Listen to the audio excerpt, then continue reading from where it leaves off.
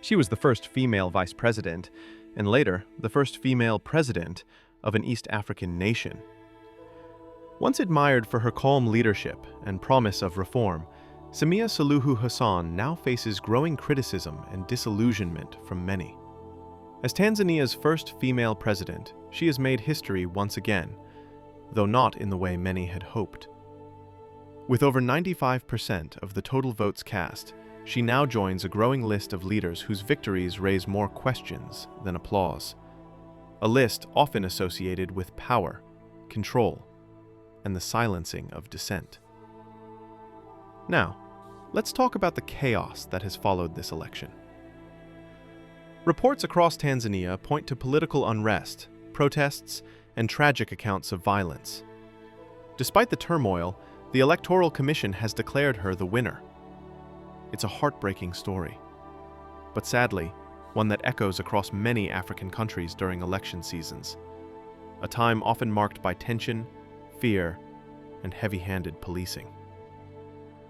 Over the past half-decade, only about 10 world leaders have won elections by margins of over 90%. It's a rarity, or rather, an impossibility, in truly democratic contests. These elections often share one thing in common: allegations of manipulation, suppression, or outright fabrication. Topping that list is Saddam Hussein, whose so-called election remains one of the strangest in modern history. He was the only candidate on the ballot, winning 100% of the vote. And now, joining that infamous list at number 11 is Samia Suluhu Hassan. Her 2025 campaign was dominated by her image, her posters, her message, while reports suggested opposition activity was severely restricted.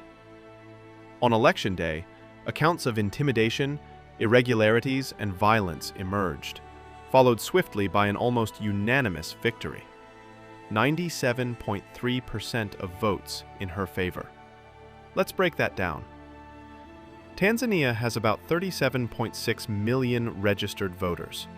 Voter turnout was reportedly around 87%, meaning 32.7 million votes were cast. If Samia received 97.3%, that means roughly 31.83 million people voted for her, leaving just about 880,000 votes that didn't. Think about that.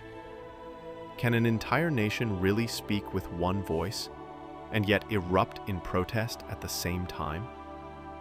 The math and the reality on the ground simply don't align. Whatever the truth behind these numbers, one thing is clear. This election will be remembered not just for its overwhelming figures, but for the chaos, fear, and heartbreak that followed them. I think within the course of 1 year, I've shown the women power that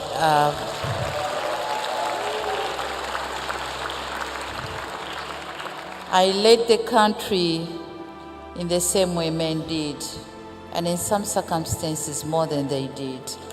So